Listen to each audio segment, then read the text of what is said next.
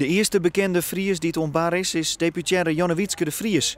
Ze krijgt U's mobiel uit handen van museumdirecteur Saskia Bak. Fantastisch. De vraag is om deze week zoveel mogelijk Friese topstukken up te loaden. Wow. Op deze mobiel. U's mobiel. We hebben al die topstikken op provinciehoes, hè? En de deputaire gaat voetendagelijks aan de slag. De eerste topstik is dit schilderij van Robert Zandvliet dat tijdelijk op een kamer van de Fries hinget. Ik zit hier elke dag naar te zien. Het is een enorme hoorsbui boven zee, zo zag ik dat. Maar een hele krachtige verfstreek. Ja, dramatisch.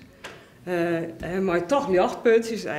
Ik vind dit geweldig. Waar moet een topstik om voldaan vinden jezelf? Dat mag iedereen helemaal zelf weten. Dus dat mag een mens zijn, dat mag een landschap zijn, dat mag een voorwerp zijn, dat mag een gebouw zijn, dat mag een landschap met een gebouw zijn.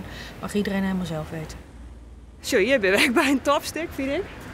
De Utrecht, prachtig verzekeringsgebouw. Wat doe maar een heel soort leefde mak is, dat kun je gewoon zien. Want de details die er in zijn gevel zitten. Ooit is er aan de Friesen gevraagd voor de historische tentoonstelling van Friesland om zeg maar wat zij hun topstuk vinden en hun belangrijkste stuk uit de Friese geschiedenis naar het museum te brengen om dat te laten zien.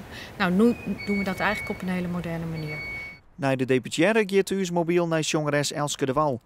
Omroep Friesland volgt de instuuractie alle waasdis in het radioprogramma Omnium.